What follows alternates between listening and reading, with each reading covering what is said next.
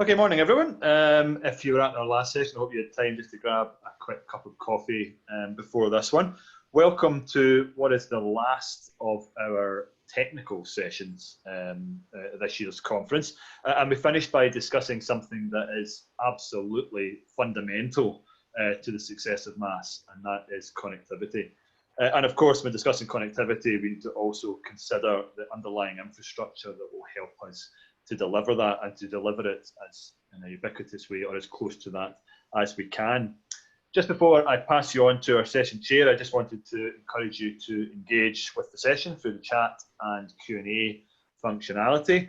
In particular, if you have any questions you have for our panelists, which we will save for the end panel session, please put them in here. And if relevant, if you could also make clear who your question is directed at, if indeed it is directed at a single panelist, that would also help us a lot. Remember, you can also join us on our Slack channel as well, which we're using as our networking tool. Details for that should be in the chat now or very soon. Okay, so I'd like to introduce you to the chair of this session. That's Colin Balfour. Colin is an independent consultant working in a range of areas, but including data and connectivity in relation to transport. He's also a long-time friend of MaaS Scotland and a member of the MaaS Scotland Steering Board. So, Colin, thank you, welcome, and over to you. Thanks, Ali. Yeah, a pleasure to be here this morning, and a pleasure to chair this session. So, as Ali said, I'm Colin Balfour. I sit on the Steering Board of MaaS Scotland, and I also work as an independent consultant in the smart city and smart transport space. So we've got three excellent presentations lined up this morning. First up, we have Elaine Docherty, City Manager for City Fibre, who will discuss the urban aspects of connectivity and infrastructure, including fibre. Then next up, we have Stephen Spears, Product Management Leader for Cisco, who will present the rural perspective, including a 5G case study called 5G Rural First, which I think I find absolutely fascinating. And then last but by no means least, we have Deborah Patton, Connectivity Plan Manager, and Anne McLister, Head of Digital Economy, both of Glasgow City Council, who will give a city perspective. And this is really good timing. Glasgow City Council recently launched a public conversation on Glasgow's transport future. So this session comes at an excellent time for the city and discussing the problems people face in the transport system, and starting the conversation on policy directions and solutions. So each presentation will last around 15 minutes. After the three presentations, we'll have around 30 minutes for Q&A. So as you probably know by now, please use the chat functionality in Zoom to send your questions in. And we'll try to address all the questions in the time available. And if we've got a few minutes over, we've got some a bit of leeway over the deadline, up to about 5 minutes if we need. So before we start the presentations, it's worth mentioning that I'm sure we're all aware of how important broadband connectivity has become over the last 6 months, including, of course, today's conference. In fact, just before we come on air, we're just discussing the various broadband connections we all have, and I think we've all experienced the good and bad of that over the last few months. Connectivity and infrastructure also provide an essential foundation to many of the key services provided by MaaS. And it's also worth mentioning in the bigger picture across Scotland, including MaaS Scotland, we have a great ecosystem. There are also several innovation centres which can provide complementary services, and it's worth pointing out a couple. For example, the Scotland 5G Centre recently launched the first of several 5G Connect hubs in Scotland. There's also Census, who also support the IoT ecosystem in Scotland. And in terms of this conversation, worth bearing those innovation centres in mind as well. And lastly, for the moment, I'll just quickly mention the rescheduled COP26 conference in Glasgow, just over a year away. And this should give companies in Scotland a great chance to showcase their solutions. And I really hope there's a chance that MaaS can be part of that bigger picture. So that's my brief intro. So without further ado, I'd like to introduce Elaine Docherty of City Fibre. As I mentioned, Elaine is City Manager for City Fibre and will discuss the urban aspects of connectivity and infrastructure. So over to you, Elaine. Good morning, everyone, and thanks very much, Colin. So City Fibre, we build full fibre networks, and we fundamentally build full fibre networks down every single street. We talk about frequently FTTP, which is fibre to the premises, and that means that we take fibre right into every home and every business, or I should say almost every home and every business. Sometimes there are legal issues prevent us from doing so. So the next slide is kind of the one I'm looking at just now, is kind of why we do what we do. So fundamentally, if you look at the OECD nations, then the UK is sitting 29th out of 30 in terms of full fibre rollout. Full fibre is critical to our economic growth, which I'll talk about a little bit more. The stats just changed yesterday, or it might be the day before. So 16% now of the UK has full fibre infrastructure, or full fibre connectivity to premises. That's a mix, that 16% is a mix of business and residential. When I started with City Fibre 2 years ago, we were sitting at 4%. So there's great strides from us and other people in the industry to get full fibre down every street, because that's quite a big leap in a short period of time. So about us, our mission is to build next generation networks, transform the digital infrastructure.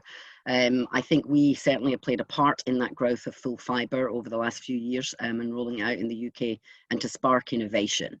And we don't kind of use that term loosely. I don't think any of us know what the jobs of the future are going to be when you have this kind of infrastructure under the ground, which can enable AI, IoT, MaaS, intelligent transport, and a whole plethora of other solutions and things we haven't even thought of yet. So it's a really exciting place to be. So our mission in the UK, we have 4 billion investment to deliver up to 8 million premises within the next by 2025.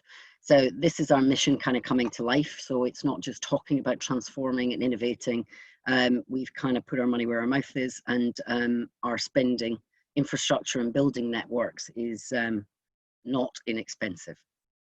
We should achieve 30% of the UK by 2025. So our progress so far, we've actually announced 67 cities, although there's actually 69 cities that we're operational in. There's over 2 million homes in our plan. And we deliver what's called gigabit speeds. So what is a gigabit? So a gigabit is 1,000 megabits per second.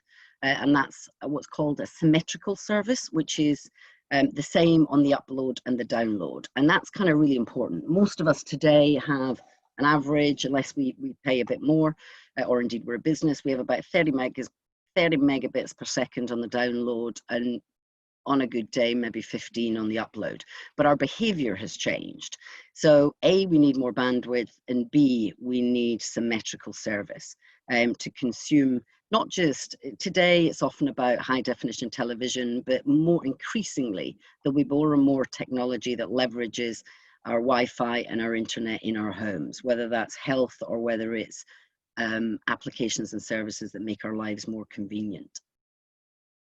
So Scotland, I couldn't just touch on the UK, obviously, with an accent like mine. So at the moment, and when I say at the moment, our plans are constantly evolving. And when I say evolving, that's adding more towns and cities and further announcements and greater investment. Partly that's driven by both the UK and the Scottish government recognise before COVID the need for better digital infrastructure, but certainly COVID has highlighted that even more. So both governments are investing in digital voucher schemes to try and get fibre and better bandwidth to more and more people. So our investment in Scotland's a minimum of 950,000, is 950,000 premises and over 440 million investment. That's today. Most of the cities you'll see we're actually building in. Renfrew we started recently. Dundee, literally, we started this week. Which is why I've not changed it to green yet. So we are building in all of those cities at the moment. So this is kind of what it looks like, which because to talk about figures. So this is one of our partners who is offering a 900 megabits per second service. So this is a screenshot of somebody's service. So they went from 19.6 megabits per second to 957. You can also see, I always think the interesting thing about this picture is it shows it's symmetrical. So you have the same on the upload and the download. But the other key thing is there's no change to the service. So if you look at the 19.6 megabits per second on the left, the service is up and down. With fibre, it's full fibre, it's glass, it's highly reliable, it's a consistent level of service. So gone will be the days that service providers offers up to X megabits per second. In a full fibre landscape, the speeds can be guaranteed. So one of the things that we do that's a little bit different, which lends itself well to the kind of conversation today, is we it's not just our strategy, it's how we architect the network. We deploy what's called a well-planned smart city. And it's really important, A, to enable some of the future services, but also in some part, I think, to reassure that we are not the same as the cable guys that kind of roll it out and hope people will come. We build our network in stages, and each stage we initially, so Edinburgh's a very good example, we have deployed a PSN network for the local authority. We are not the service provider, we're just the infrastructure provider. On top of that, we lay additional fibre which serves businesses. We then roll out, so we have revenue coming in for both of those, and then we roll out to homes. So we roll FTTP, fibre to the premises, down every street. Or almost every street. And that's, we drop what we call Tobies, the little connection points, at every home and every business as we go down the street. They're major infrastructure projects. The UK, or certainly Edinburgh's not seen anything like this since the cable days. Smaller cities like Stirling have never seen, they don't have cable in the city, they've never seen an infrastructure project like this. It is, we wish there was magic ways we could roll our fibre out rather than digging up every street and every pavement, but unfortunately that's how we have to get the fibre under the ground. So we then build out, as we build out the network for fibre to the premises, we lay a lot more capacity. And that capacity, the additional fibre that we put under the ground, is to enable smart cities and IoT solutions. So that could be high definition, to support high definition CCTV. We also put 5G connectivity points in all our cabinets as we roll out the network. In a 5G world, 5G is slightly different because there'll be a lot more, rather than base stations, there'll be a lot more little small cells. Likelihood is they'll be on lampposts in cities, and that's to deliver better quality of service and also higher bandwidth. For that to happen and 5G to be successful, fibre, full fibre backhaul is required, which is why we put connectivity for 5G in all our cabinets. So full fibre is a catalyst for economic growth. So we recruited a company called Regeneris to analyse what could be the potential, or which could be the potential economic benefits of rolling out full fibre networks. This is currently being revised for us at the moment for a post-COVID world. So I'll talk through some of the benefits. So this is a national view, but I'll take you into a Scottish view. So our investment, I'm just going to move pictures of everybody. So our investment in Scotland, as I said, 441 million. It's private investment, we're privately owned. We have no government funding. We have direct network benefits, which is all around employment. We recently announced 10,000 job creation to support our network builds. It's not just the network build, because once we built the networks, we then have to operate them. So there's a real career path for people joining our organisation. I think today, really important, where MaaS and intelligent transport fits, is smart city infrastructure. So for me, the work that Regeneris did looking at the benefits over the next 15 years, having worked in tech for about 30 years, I think these are highly cautious in terms of the potential benefits. If you look at any smart city solutions, which covers everything from energy to intelligent transport, potentially MaaS, to industry 4.0, to smart homes, smart buildings, 660 million is pretty cautious.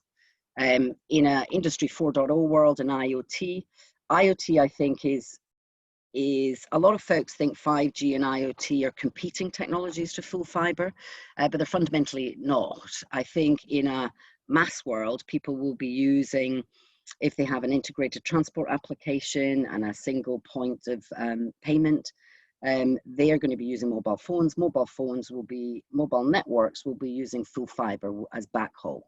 in our IoT world, each city will fundamentally, premises and city will have millions of IoT sensors or indeed intelligent cameras or a combination of both. All of those will be capturing a lot of data near real time that needs full fiber to carry that data back to city operations center or indeed to a cloud, whatever each local authority decides they want to do. 5G I've kind of touched on.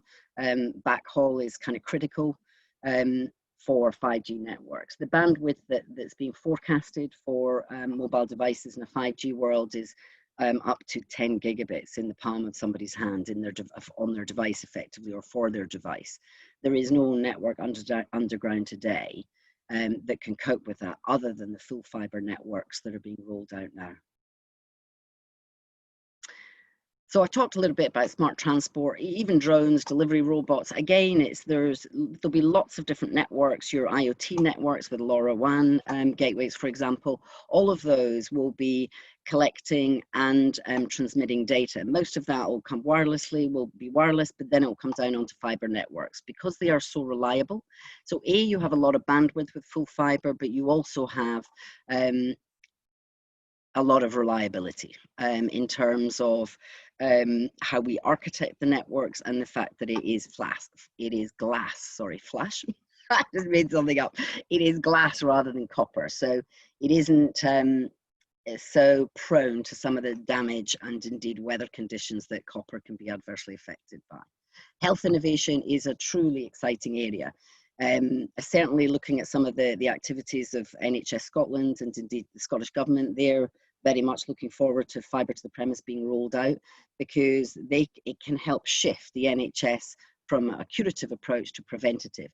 If they can use wearable tech or indeed have larger medical machinery in people's homes that help monitor their health and monitor when perhaps they get into a crisis and automate a response, then that can save a lot of lives, a lot of time, people and money effectively. HD CCTV, more and more local authorities nationally are looking at rolling out high definition CCTV as part of their intelligent transport solutions. Critical in helping to fight crime as well, because far better clarity in images, and also identify how people move around cities, how traffic moves around cities, which all helps to redirect in any emergency situation, or indeed support planning for mobility as a service solution, mobility as a service type solution. And IoT I've touched on briefly. So 3 I've talked about. So one of the announcements, well not 3, 5G I should say. So 3 we have announced, we've done 2 announcements this year. So in quite a few Scottish cities and a lot of southern cities, we are, as well as building FTTP, fibre to the premise down every street, we are also building backhaul for 3 in most major cities as we speak. So that is, it's not just talking about why full fibre is so important for 5G, it's actually, it is, and we're rolling it out. And I think one of the last things I wanted to touch on is what's quite unique about full fibre, and I touched on the fact that it's glass rather than copper. So in a world where we are, City Fibre, we're very lucky because we're building a brand new network from scratch. So in each of our city, we have fibre exchanges. So I think in Edinburgh's a very good example. There's about 14 BT exchanges. So we have 5. We'll never need any more than 5 because of the capacity that they have. We use power at our fixes, but the power in our network is far less than is utilised by copper, and it only uses power on demand. So we have less fixes. We use far less power in our network, and that all adds to helping towards delivering carbon reductions for our environment. And that's everything for me today. Thank you very much.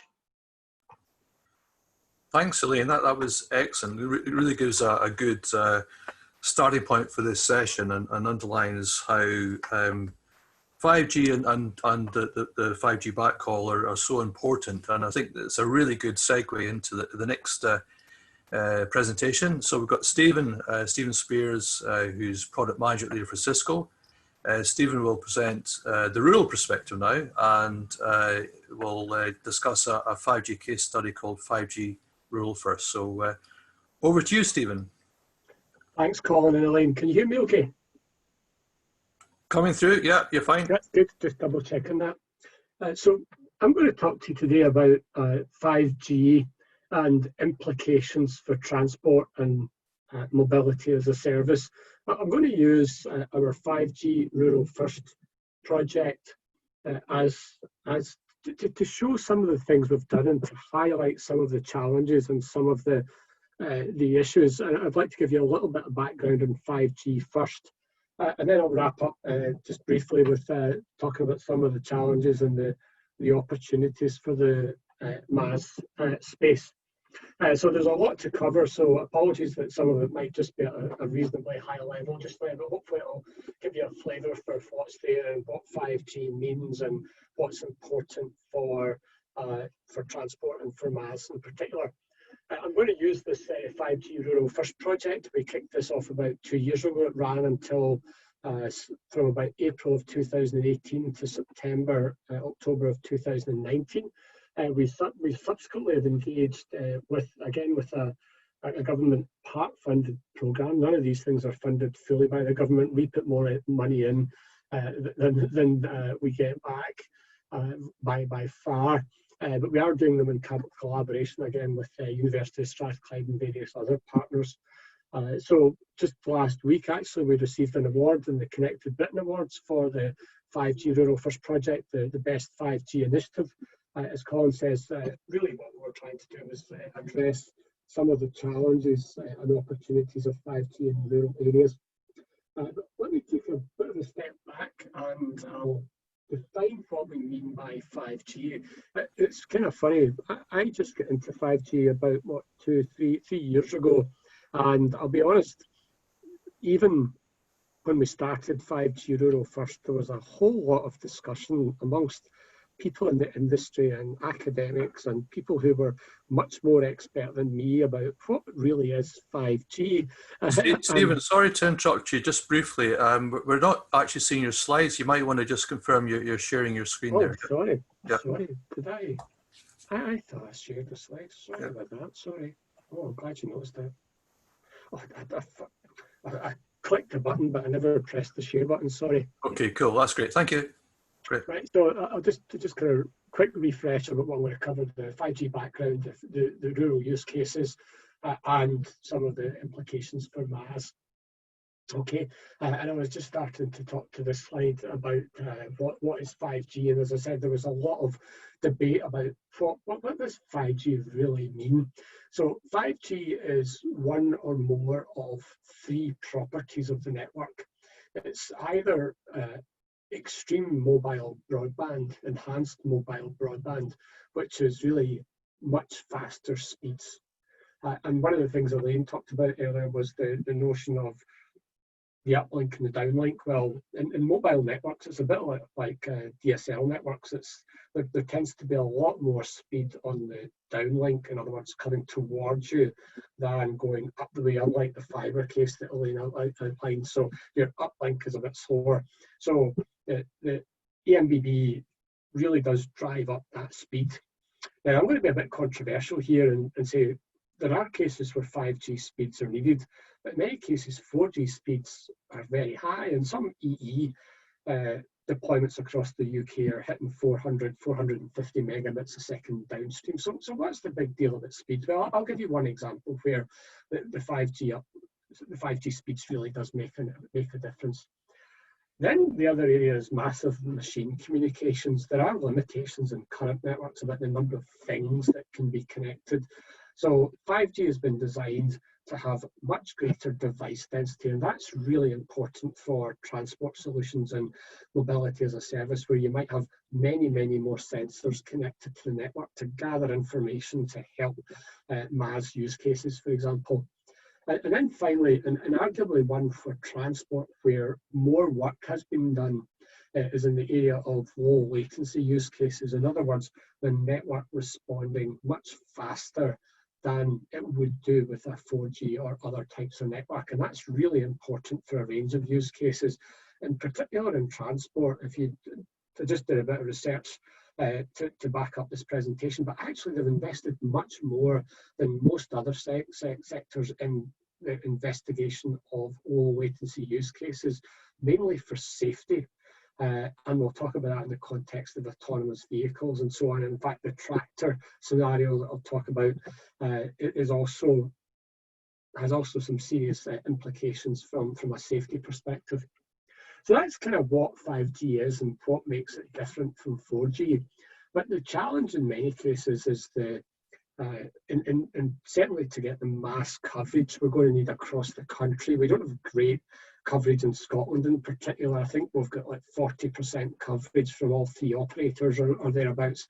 And I think it's something like 76 or 80% coverage in general across the country from at least one operator. So from a MaaS perspective, that's a real challenge. So in 5G Rural First, we looked at a number of things to help drive forward the adoption. One was spectrum policy. I'm going to talk about spectrum. The other one was looking at business opportunities because somebody's got to pay for this.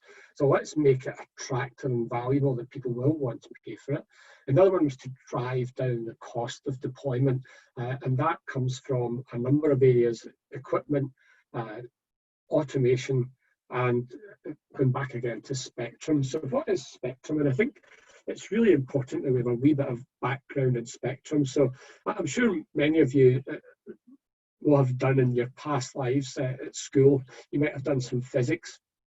And this is a great example of where physics is relevant to the modern world. And my son often said to me, I don't get this, why is this stuff important? And here what you see is a number of waves and what's called the spectrum, which is the breadth of electromagnetic transmissions. And you'll see there are different bands of that. And on the lower bands, you'll have things like TV, for example. And the higher bands, you would go up to the middle kind of bands, you'll even have Wi-Fi, for example. You see, Wi-Fi does a good job of transmitting around a building, but does it go much further than the next house or more in your street? Probably not. So what we're doing here is we're basically using 5G spectrum in 3 areas. One is actually there's been an exercise run by Ofcom to move out television from certain bands round about this 700 megahertz, which is a long wavelength, low frequency band. And that's really important for rural areas. So that's not officially been released, but there will be an auction, I think, early next year for that space. There's lots of spectrum used in the low gigahertz already for your 2G, 3G and 4G, and just slightly different from that is 5G. For the main band is going to be around about this 3.4 to 3.8 gigahertz. But there's also, and this is really important for MaaS, there's some extra space that's been made available for what's called shared spectrum, and that's something we did some investigations of in the 5G Rural First project, so that other people, factories, enterprises, public sector organisations can actually go and acquire their own spectrum for certain restricted areas. So we could see lots of innovation happening there. So that's already released, and possibly in the future, almost certainly, we're going to bring out these high gigahertz regions of frequencies, but not the ultra high over here, because there you start getting into kind of visible light and so on. But just in the 26 to 30 gigahertz, it's likely to be some bands there for relatively short range but high speed, high capacity communication. One of the things that's quite interesting here is that there is a lot of debate about 5G and 5G safety, but actually what this diagram shows that most of what's out there today is practically exactly the same as either Wi-Fi or 2G, 3G, 4G, or even television. So when you hear people saying, oh, we need to turn off 5G, actually what they'll end up doing is turning off television and turning off Wi-Fi, because that's practically where most of the activity is going to happen. And a lot of these other bands have been used in military and other applications in the past, and have been freed up for potential 5G. So again, these are 5G in that regard is not that much different to what's out there just now. Okay, let's chat about that, because spectrum's important because it is the way that the information is going to get to you. I'm not even sharing my screen in the full mode, sorry about that. in 5G Rural First, we looked at a number of different areas. We looked at enhanced mobile broadband. We looked at a lot of IoT applications, including the likes of salmon farming for sensors to monitor the sea health. And these things, while some of them are not MaaS related, the underlying technologies are absolutely what's going to help MaaS provide more data to allow some of the applications to come to life. So what I'm going to talk about today are two of those applications, the broadband and what it enables through augmented reality, and some work we did do with respect to likes of parking sensors and so on, and also a use case in autonomous tractors, and show some of the implications. So we brought mobile broadband for a relatively low cost to this little area of Bury and a number of other areas, and we put on, this was an existing transmitter. It so happened that its foot had like 70 gigabits of fibre, yet this little village had no real 4G system at all on it, Bury Village in Orkney. We've connected a range of these points to our network in Orkney, and what it allowed us to do was to give coverage across a tourist route. So the way that some of these services, when you think about MaaS and you think about availability, a lot of the connected nature is going to come through applications. So one of the things we built was an augmented reality application, and really it was, our goal was to improve the tourist experience, and this is the ring of Brodgar in the Orkney Islands, and I was up there in January of last year, and snow had fallen in the hills, and it was just looking absolutely fantastic, and there's absolutely nothing there. There's a car park which gets completely overloaded in the summer, and there's nothing there to describe what this is about or the history. So we actually built an augmented reality application, and while its initial goal was to communicate, and what would happen is your app would pop up and you get these little characters like appearing through your app, and it looked as if they were superimposed on the surrounding countryside, or in this case on this little brochure. These little characters here would actually describe to you things that were important, historical about the visitor attraction you were at. And one of the things we started to work on after that was looking at the local car park as it gets overloaded in the summer. So we actually started to investigate, could we put a parking sensor and count the number of cars in the car park, so that if you're going there by car, you know there's a space, and if there's not a space, you can go someplace else. Because one thing Orkney is a real challenge with is the volume of tourists. Maybe not this year, but the average year they get 300,000 plus tourists on the island, and that's a real challenge for an island that only has 20,000 of a population, or a group of islands rather, that has a very low population. So the whole notion of using the communications and using sensors to then fill in the information to enable the construction of mobility automation solutions, so that you can say, I know I can go into that bus, I know there's going to be a space, or yeah, it's worth me taking the car there, I can certainly get a space, and it helps manage the whole overload of tourists that they have. So excuse me. So that's one of the applications related to MaaS. Another one, and this is just to give you an idea of some of the safety considerations, that a lot of mobility solutions will start to look at autonomous vehicles at one part of your journey. Real challenges, I think, with getting good, reliable and safe autonomous vehicles actually operational. And we actually worked with a tractor, an autonomous tractor, and the Precision Decisions, one company in Harper Adams University. They've got a hands-free hectare, and from a 5G perspective, you might wonder, right, what's 5G about this? And we talked about speeds. Actually, in this example, what happens is the tractor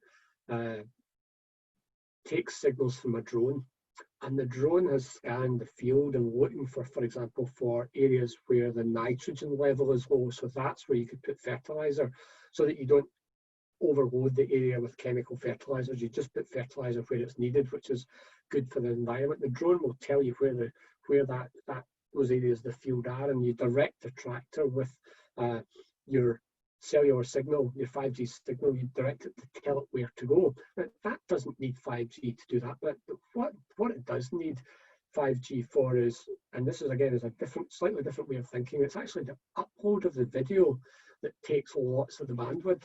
So we don't need massive download bandwidth, we need massive upload bandwidth. So that's one aspect is 5G, and the other aspect is the low latency for directing the fertilizer spray. Like if your tractor is going at 20 miles an hour, it turns out that your nozzles need to turn on within 20 milliseconds. If they don't turn on within 20 milliseconds, the tractor will have moved away from the area where you need to spray the fertilizer. Or if you're doing weed killing, you might actually end up spraying the weed killer not on the weeds but on the crops because you're not getting the right speed of signal coming from your cloud processing of all these images that come from the drone. So 5G, just a wee bit different.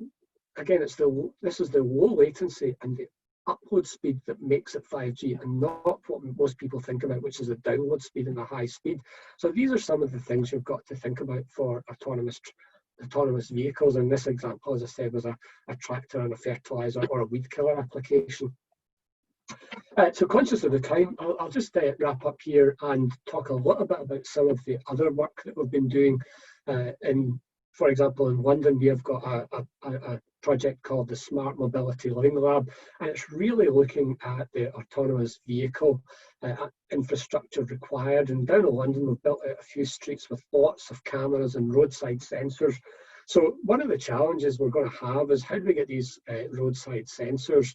And one thing that's happened, I know Scottish Futures Trust have been pushing it in Scotland, all new build roads should have fibre laid alongside them, and that's preparing the way for some of these roadside sensors and, you know, like cellular vehicle to everything communication, so that the vehicles can take some information from the side of the road and vice versa.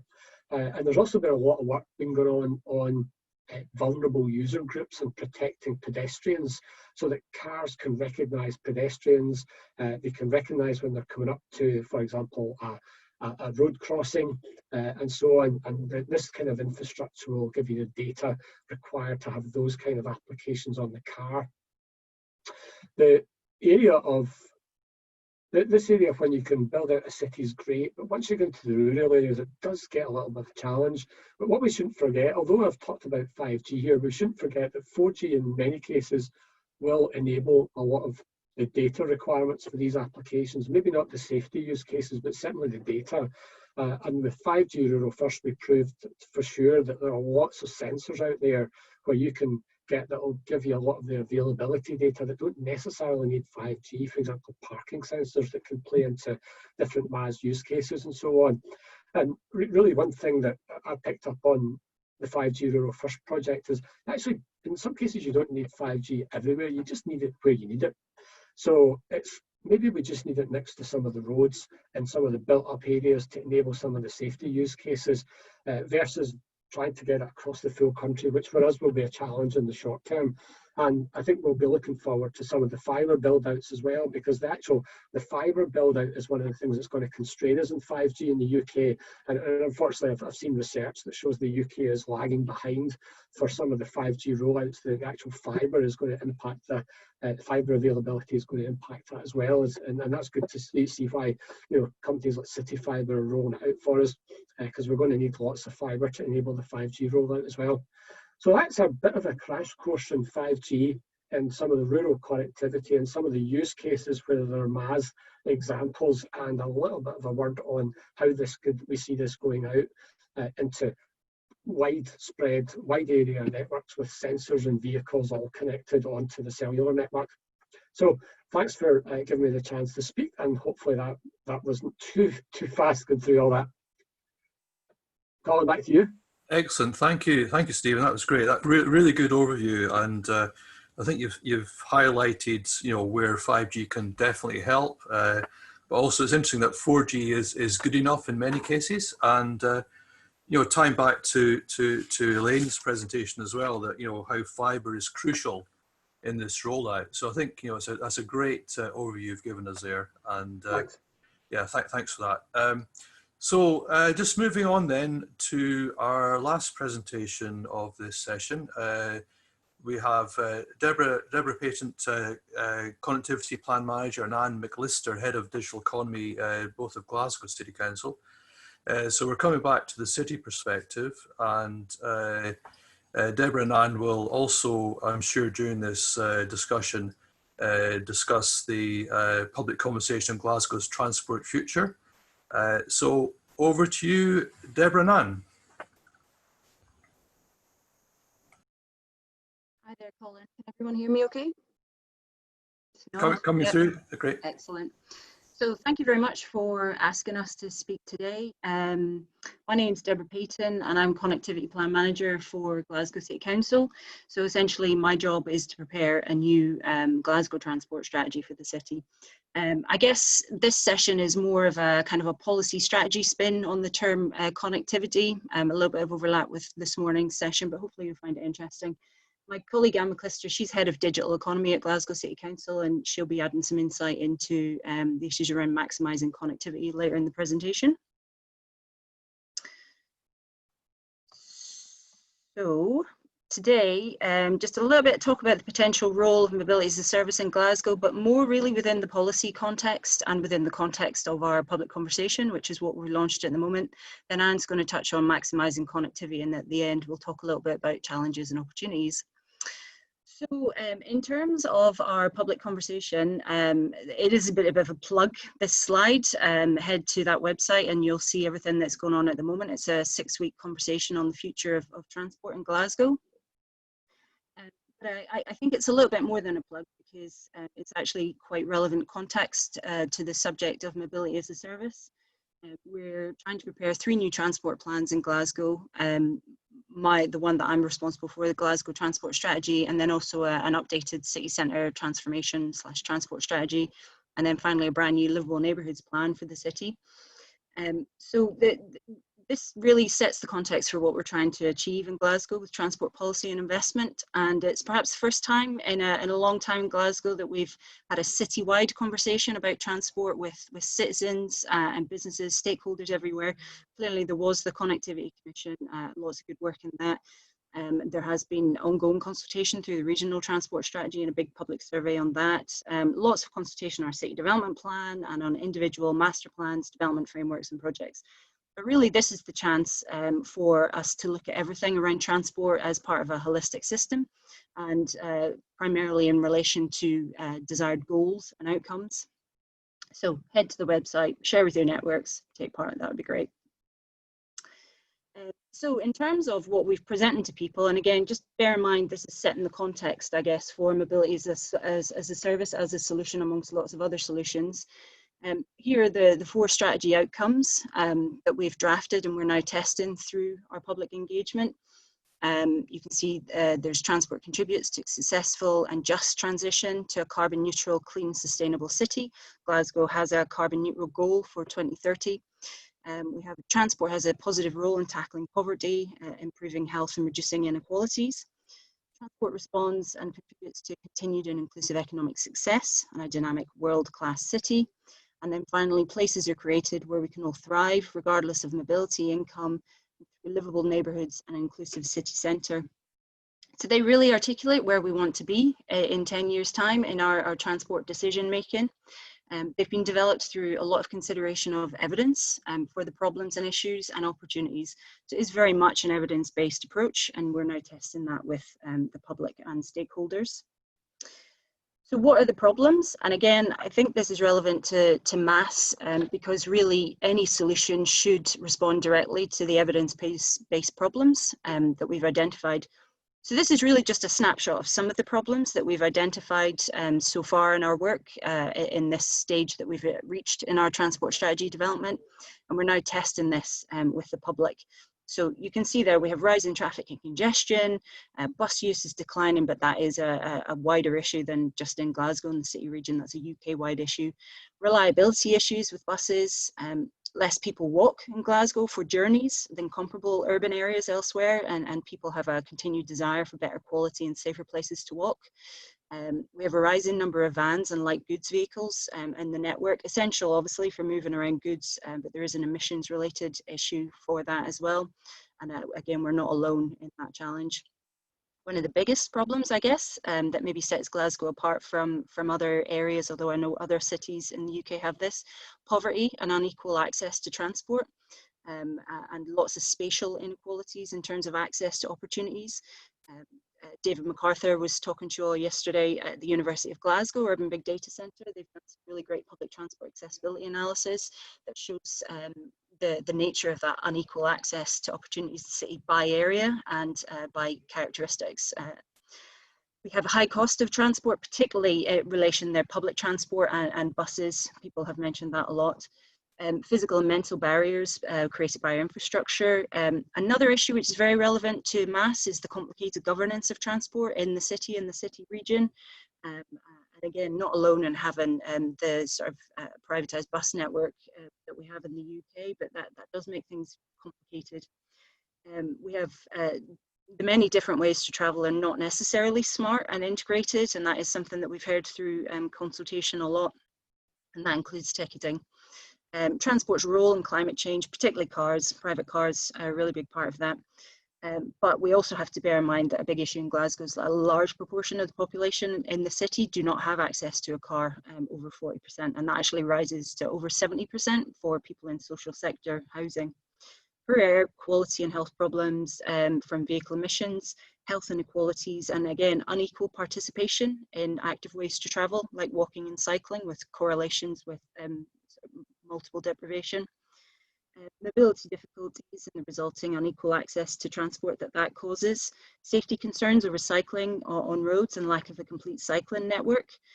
So that's an infrastructure issue, I guess, that MaaS wouldn't necessarily be able to tackle as such. And transport is a barrier to economic success, and the Connectivity Commission touched on that quite a bit. Lots of other issues, for example, little progress on sustainable modal choice for the journey to school, but I don't think that we're alone in that in Scotland, potentially the UK. But these are just some of the problems that our transport plans need to tackle.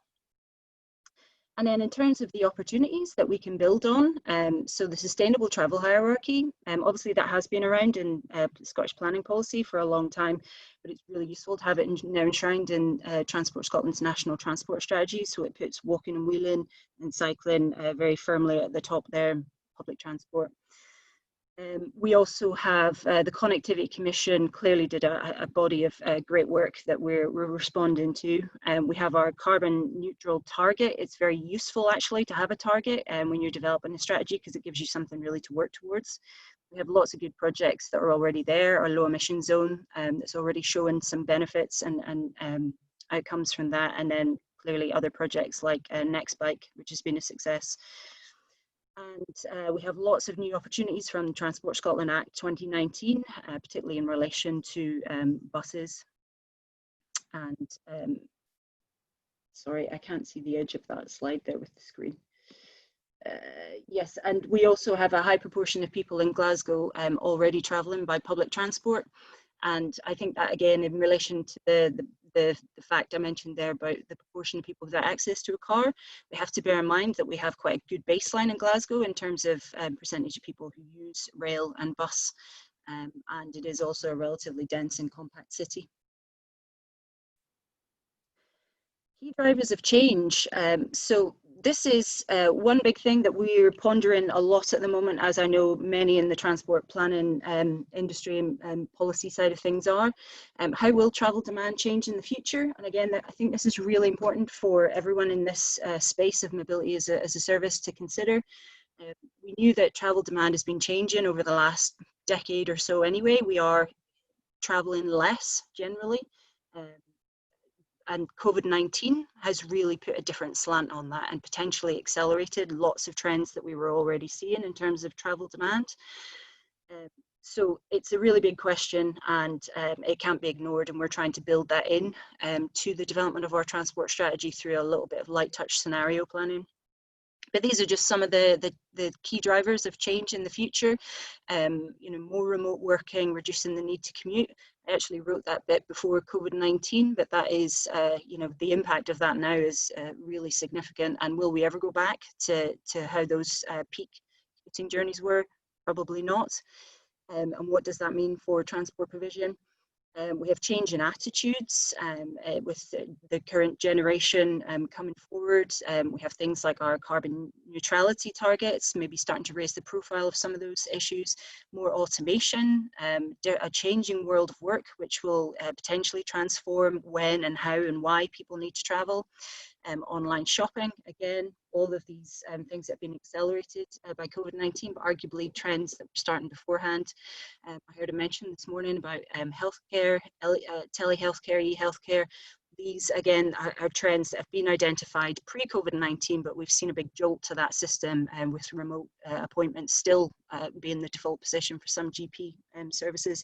Again, really changing how we travel, and clearly technology has a big role in all of that as well. So what are the implications for travel demand in the future, and how will that impact on solutions?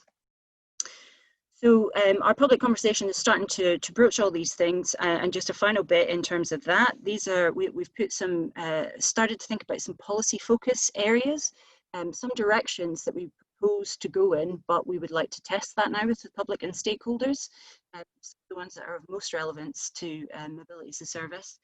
Ensuring a just transition to a low carbon transport future by first, and really it's the sustainable travel hierarchy there, reducing the need to travel, then trips by the sustainable travel hierarchy, and then finally move into low carbon and low emission vehicles. So I think it's really important to kind of bear that structure in mind when we talk about solutions. A smart, technologically savvy city where we use technology and transport for public benefit. We are open and transparent and encourage innovation through open data, and we upskill Glasgow residents in carbon, energy and technological advances related to transport so that everyone benefits, linking into that aspect of inclusive growth and a just transition, and tackling some of those kind of deep set issues we have in Glasgow. Working towards a goal of a single integrated smart ticket for public transport in the city, with the potential to include other forms of mobility like cycle hire and car clubs. And I think within that there is an affordability and cost aspect that we mustn't forget within that too. And then collectively agree an approach to transport governance in Glasgow that's in the best interests of the users of our transport systems. None of this is really rocket science, but I think it's really useful and potentially the first time that we're putting some of these things in print and starting to broach all of that and have a comprehensive, holistic approach to that. So what would the role of MaaS potentially be in all of this? I mean, we should say that we're not really starting from scratch in terms of all of this. Glasgow has made great strides in terms of being a smart city in recent years, particularly through the Future City project work.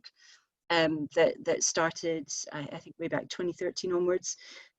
For example, we now have an urban traffic control centre at Eastgate, Trafcom, and they manage a lot of really useful data.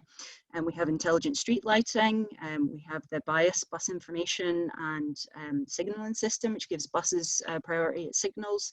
We have a really extensive scoot system at lights and signals. That gives us a wealth of fairly real-time data on traffic flows. The size and volume and scale of that data is actually a bit of an issue, but it's immense.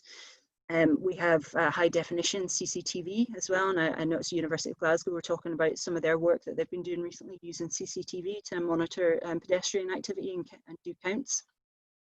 We also do have some integrated ticketing already. We have the SPT Zone card, we have the Glasgow Tripper smart card, and we're also working on open data platforms and opening up more data to citizens and innovators. And we have a Centre for Civic Innovation in the city based at Tontine.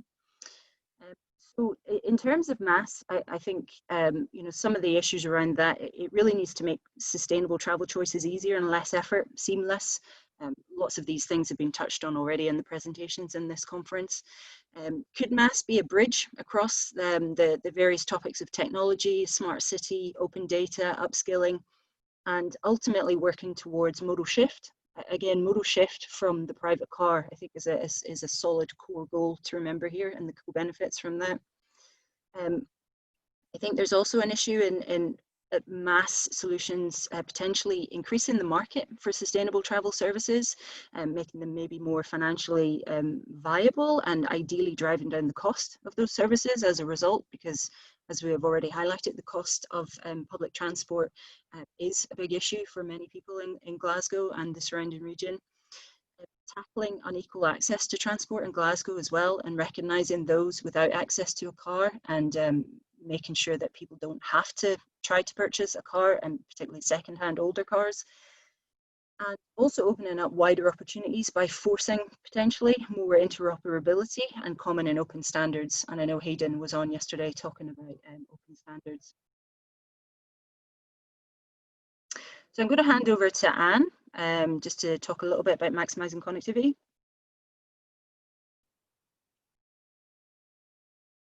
It helps if I know how to unmute my microphone. Hello there, I'm Anne McClister. I'm Head of Digital Economy in Glasgow. And I guess one of the many strings to my bow is talk about digital connectivity and digital infrastructure. And really just to reinforce most of what Elaine and Stephen talked about, which is, it is recognised, and I don't want to jump on the COVID bandwagon again, but never has it been more apparent that digital infrastructure really does underpin the continuing social, civic and economic life of our country. Glasgow probably several years ago recognised the importance of trying to increase investment in digital infrastructure, and that preferably fibre, but in terms of broadband, but that ranges from fibre through all the Gs, and as Stephen said, there's still plenty of function for 3G, 4G, IoT, as well as 5G. And we recognise that was both an economic benefit, but it also has an inclusive economic benefit. And again, coming back to some of the use cases that Stephen talked about enabling health, enabling MaaS, etc. We need digital infrastructure. And as a city, therefore, we thought, well, what do we need to do about digital infrastructure? Because like every local authority, we don't have the money to invest across the city in digital infrastructure. So what our best and prudent option is to be an attractive place to invest. And by attractive, I very much mean also financially attractive to invest. Elaine talked about some numbers there, several large numbers about how much it costs to invest in Glasgow. I know from a large fibre company that it's going to take about 150 to 175 million pounds to put full fibre across Glasgow. That is a lot of private investment. So what is the role of a council in that respect?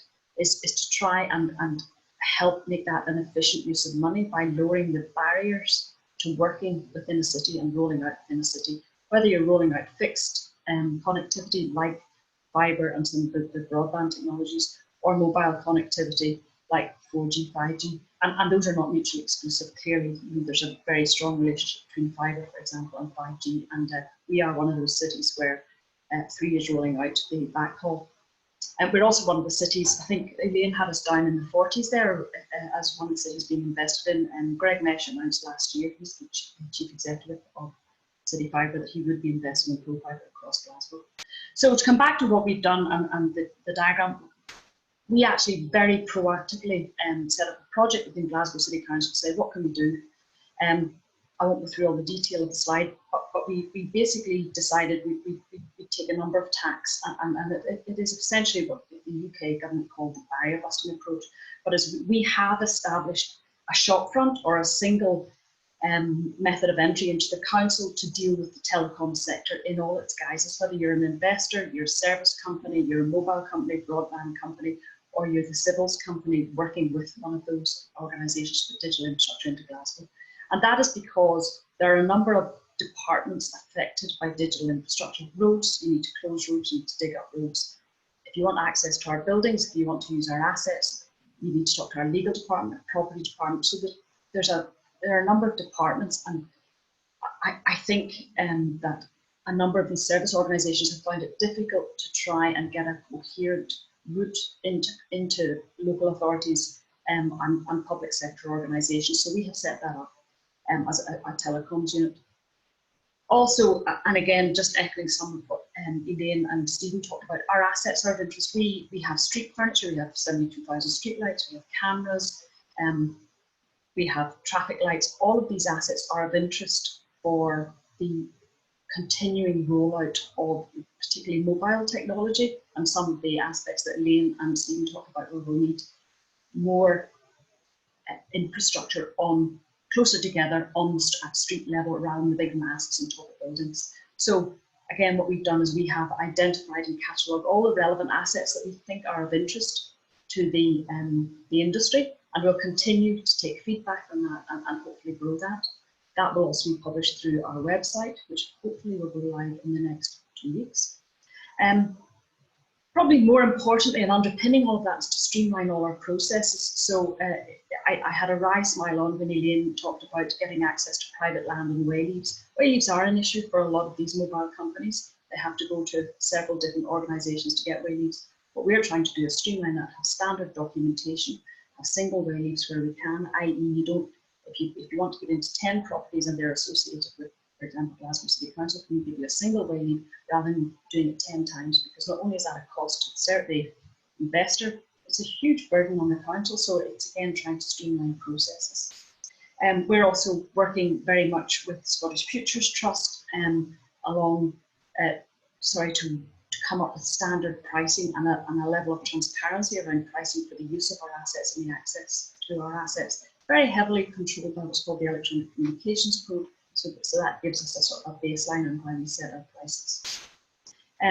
I am conscious of time, so I don't have a flashing light at me, but I see Colin's face. I'm more than happy to go into any of that in detail, but I was just trying to sort of give the city side, if we want to work with the telecoms industry, because we know that connectivity is the key to MaaS and many other essential use cases. Thank you. That's fantastic. Thank you very much, Anna and Deborah before you. That's been a really good overview as to what's happening in Glasgow. And for those of you who haven't seen the chat window, Ali's shared the web link for the Glasgow City Council Public Conversation site. So please have a look at that. So if all the panelists, if you haven't already, please open your mics up and open your cameras up. And we've got, I've just been told we've got an extra 5 minutes, so we can run till 12:35 for Q&A. So probably everyone can see the questions, but just for the sake of simplicity, I'll read them out pretty much in the order they've come in, because I'm just looking down the list here and looking at the very first one. I think came in earlier, and for some reason my screen is changing here. Don't know why that is, but hang on. Right. Let me just run from the top. I think the order has changed a little bit. I saw one from Andrew Muir, which I'm not sure if that's been answered, but let me just run through the questions. So Alex Reed has asked a question for Stephen. What analysis of alternative business models was undertaken as part of the 5G Rural First project to identify ways of making rural infrastructure investment more attractive to investors and to deliver win-wins for all stakeholders? So that's one for Stephen. Yeah, actually that's a very good question, because we've actually got a white paper on the 5G Rural First website. I will look that up. So we developed a concept that we call the kind of business layer cake, as it were, where we looked at the different use cases in rural areas. Now, I think one of the things I think we see today is that most of the business case rather for provision of cellular networks is based upon population, and it's based upon residential population, which is why when you go to tourist hotspots in the middle of nowhere, you often get no coverage. So over the last couple of years, we've certainly highlighted a lot of that back into the service providers. I certainly highlighted it from back when I got involved in this area a couple of years ago. I managed to go to a kick-off meeting up in Inverness with Google and BTEE and Scottish Futures Trust and a few others, and highlighted some of these issues. And actually about 6 months later, we managed to get 50 megabits a second 4G at Glencoe going, slightly accelerated priority there. So, and I think partly the answer that I was given is nobody tells us this. Right? So I think there's been a lot more emphasis on communicating where the need really is, and rather than having the planners just look at how many people live there, let's look at how many people go there. So we've done some work in that area and had some results. There is there are different ways to look at the business case. One of them is to drive down the cost of deployment, and there's various technologies, for example, Open RAN, which will help do that. Drive down the cost of spectrum, and the Ofcom regulations around about shared spectrum will absolutely do that. And then there's raising up the business opportunity so that we look at these other applications. And this business layer cake that I mentioned earlier on really kind of shows you how to start thinking about not just one application that drives the business case, but let's look at 3 or 4, and that will vary from region to region. And what we found is that in certain rural areas, you should really seek out what I would call an anchor tenant. And that might be a whisky distillery, that might be a salmon farm, that might be a tourist hotspot that can actually help build some of that business case up. I will look up the white paper that we wrote and put it into the chat window. Hopefully that gives you a little bit of context. There's no, by the way, I should say there's no easy answer to this, but it is about building that business case based upon the different applications and not just the residential population. Okay, Stephen, that's great. Thanks for that. So just moving on, a question from Kate, ITS Leeds. Regarding the underlying travel trend towards reduced travel, we are often saying we are travelling less before COVID, but what do we mean by we?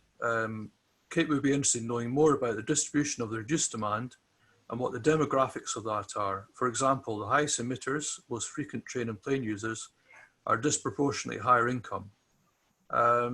I guess if I could put that to Deborah and Anne in the first instance, I don't know if Deborah and Anne have any comments on that. There's a few things in what Kate's asking there, and if Kate's want to get in touch with me after and do a little bit of research on that, that would be fabby. But yes, there are. We are travelling less, so obviously Kate will be aware of the Commission for Travel Demand, I think, that published some of those reports, and there's excellent. Kate's going to get in touch. Brilliant. There's lots of info in there, but yes, this unequal access and unequal participation in the transport system is one of the really big issues for me in our transport strategy. And I'm pretty sure we've done quite a comprehensive equality impact assessment screening as part of our work as well. And I think from memory, people on lower incomes tend to travel less as well, but also the modes that people travel by, depending on income, is really, it really varies considerably. And that really matters for the carbon neutral target as well. You can even look as far back as the last census data and see, for example, most of the people who travel by car into Glasgow city centre are probably kind of more regional based, to be honest, and around the outskirts. And then we have a sizable proportion of people living within the city of Glasgow who don't have access to a car. So there's lots of really complicated issues in there. And I think a MaaS solution would have to think really the ultimate goal for that. What is it we're trying to achieve? And then think about those equality issues and who are we rewarding and who are we trying to make pay, essentially. Does that help? That's great. Thanks, Deborah. Anne, do you have anything to add to that, or you think that's covered all the No, I think that's Deborah's special subject. Okay, cool, great. Okay, thanks for that. Right, so just looking, my list seems to keep refreshing, so I'll just go to the first one at the top here. Right, Michael Nimmo is asking, is the city scale the right level for an integrated transport ticket, or potentially a MaaS solution, as opposed to a regional scale or a national scale, as I think one of the first presentations yesterday suggested? Maybe having all the options available would be the ideal outcome. So I guess back to Deborah and Anne for that one. Any thoughts on that? Yeah, I mean, I think some of what I maybe just said in terms of Kate's question, I think applies to that one as well. As Michael will know, we are truly a city region with travel patterns from right across the central belt and the region coming into the city. So it would make sense if our goal was to try and achieve modal shift from the private car. I think it really would have to be bigger than the city scale. Any kind of solution in terms of that would have to be at least regional level. And I can't really comment on it being on a national scale, but just given the complexity of the number of operators and that we have, you know, anything that can be done at a national level to support in terms of standards and systems would be welcome. Okay, great. Okay, so thanks for that. Right, so just moving on then, we've got a question for Elaine and Stephen from Dave Holliday. Dave is asking, with your work often requiring directional drilling, e.g. crossing under major road and rail lines, the tragic crash at Carmont, where a drain failed to cope with the volume of water, and local roads authorities asking for improvement in drainage capacity. Is there perhaps some mutual interest when making holes in the ground? Okay, that's an interesting question. I don't know if Elaine and Stephen want to pick up on that. Yeah, so we, most of our construction at the moment is underground, but usually it's in pavements, and we, most of the utility, where we can, we share duct. So there is a Ofcom led piece of legislation that came in last April where possible, or where Openreach has duct space available, we can share ducts. So we also work with other utilities as we can, in terms of, there's obviously rules around gas, electricity and fibre or telecoms infrastructure. They have to be certain depths and distances apart and things. But where we can, we do work together and share ducts with other utilities. I'm particularly thinking Scottish Power. And I think, to Anne's point earlier, we work very, very closely with our local authorities in our cities, because we follow the legislation and submit notices as to how we're going to build and where we're going to build, and we'll always take their advice and understand their current roadwork plans as well, to make sure that we are digging in the right place in the right way and in line with the overall roads plan for the city as well. So I think we don't normally lay fibre in anywhere near sort of drains, but we will work, we do work with local authorities to understand areas. So there are areas sometimes where there's maybe drainage issues, or indeed perhaps areas of historical interest, that we will try and stay clear of, or we'll find alternate solutions. Rail lines are always a challenge, because, so I know certainly in Stirling we will use, so I'm trying to think of the appropriate word. So in Stirling, we didn't go under the lines or over the lines. We used the bridges. So usually there's conduit, not conduit, but usually when bridges are built, there is space or can be space where you can include kit. So I know certainly in Stirling recently, there's a couple of bridges. One was rail, one was road, in fact 3 and 1 paving, and we will use the bridge if that's appropriate. So hopefully that helps answer. So. Yeah, Elaine, and I'll add to that further that there's a trite phrase called dig once, use many, which is an aspiration to say, if you dig a hole in the ground, do whatever you need to do in that hole. Elaine's right, and this another special subject, a bit like wayleaves, that there are different depths for different utilities. So it is an aspiration, and there are certain cases where it can happen opportunistically, and I know about Scottish Power, for example, as well, Elaine. There are issues with it in terms of insurances and you know, who's last one in, who's responsible if there's a problem, etc., which are not insurmountable. So I think where it can happen, it does happen, and there certainly is a desire to make it happen further. For example, we have the large City Deal project in the Glasgow City region, and one of the things that we mandate is because it is a lot of work on the pavements, and there's a technical term for that. The pavements, and we're putting in new lighting infrastructure. Fibre ducting is the same as lighting infrastructure in many cases, and we mandate that we put in extra ducting so that when there is a desire for somebody to put fibre down that street, that they can use our ducting rather than dig up the street again, which has a huge economic impact. You know, and civils works has a huge economic impact, never mind the cost to the investor. Yeah, I would agree. We even, some of our partners, one of our partners, it's that close collaboration with the council is critical, and understanding what's coming up and where it can be shared. So one of the reasons our well-planned city strategy is the way it is, that when we build at the beginning, we're always thinking about getting more fibre under the ground to support 5G and other things, is that build once. Ideally we do not want to be digging the city up again. There will be small works, because depending on how technology evolves. But even one of our partners is an EV charging infrastructure company. And part of, I can't announce who they are yet, but part of working with them is they need to put fibre in and they need to put power in for their EV charging. But as we're digging, we can put their infrastructure in as we're going through the city. So again, it's kind of dig once. They're not going to follow us digging. We're both doing it at the same time. I think where it's quite exciting sometimes is new build, because we certainly, I don't want to be naughty and mention any names, but there are some other infrastructure providers, wholesale guys, that they will share and we will share. So it means that it's just faster, it's better. It's because we're building once and we're sharing. But as Anne quite rightly said, we have to have separate agreements as to who has responsibility for the duct and indeed access rights to be able to get in and perform any routine maintenance.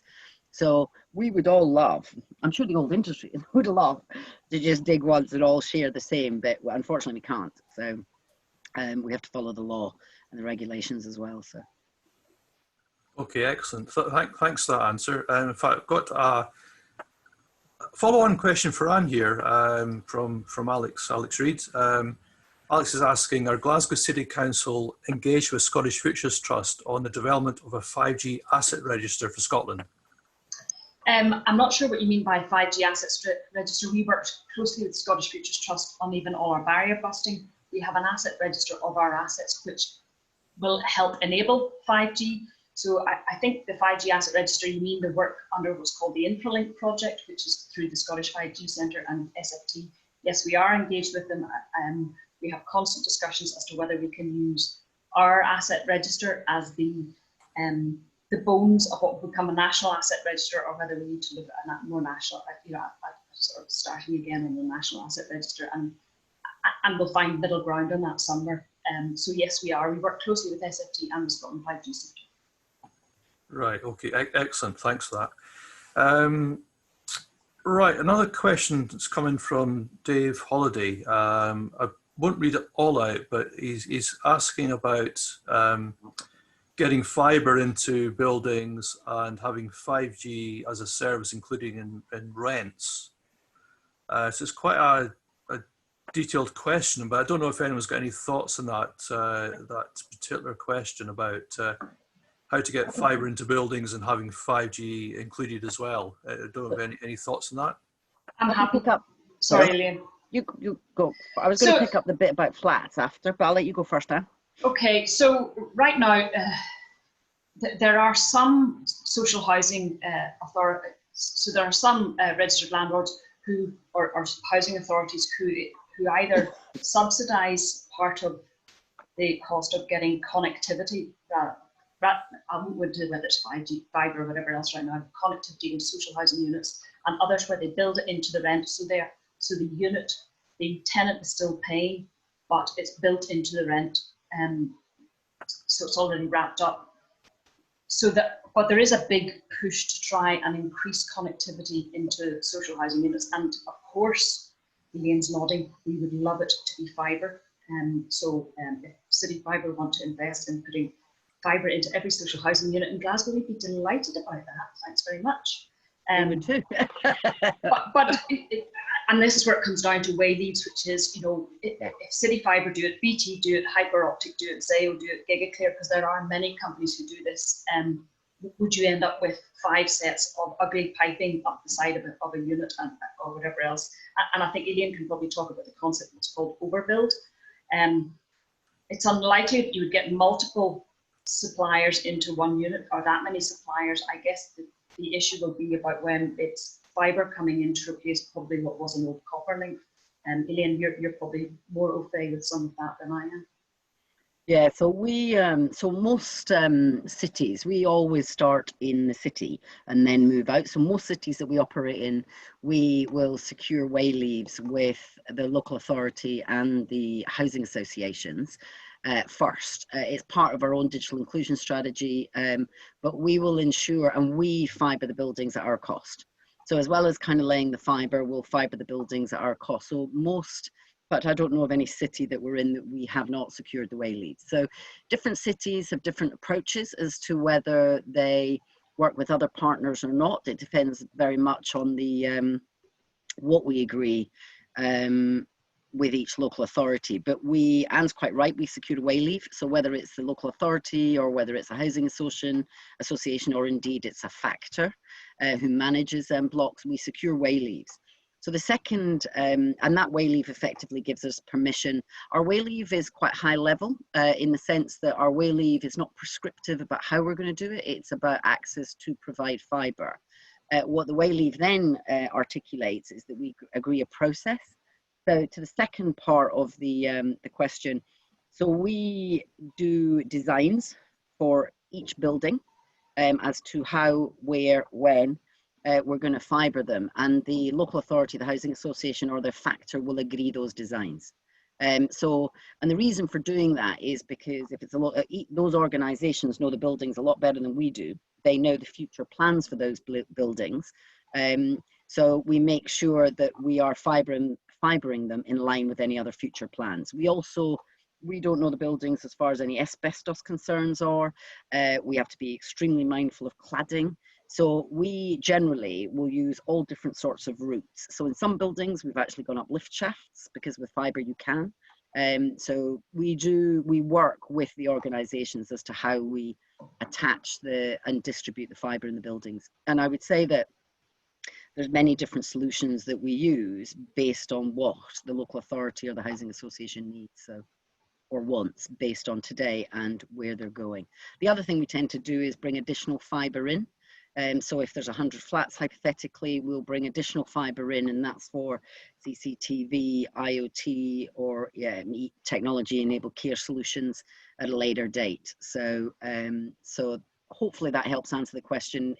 You wouldn't see our, I shouldn't tempt fate here, but you would never generally see our fibre flapping around. And part of the reason for that, well, there's two things. One is if it's external, we use a thing called I never pronounce it correctly, so I apologize. Catenary wiring. So we effectively use wire to secure our fibre to the buildings externally.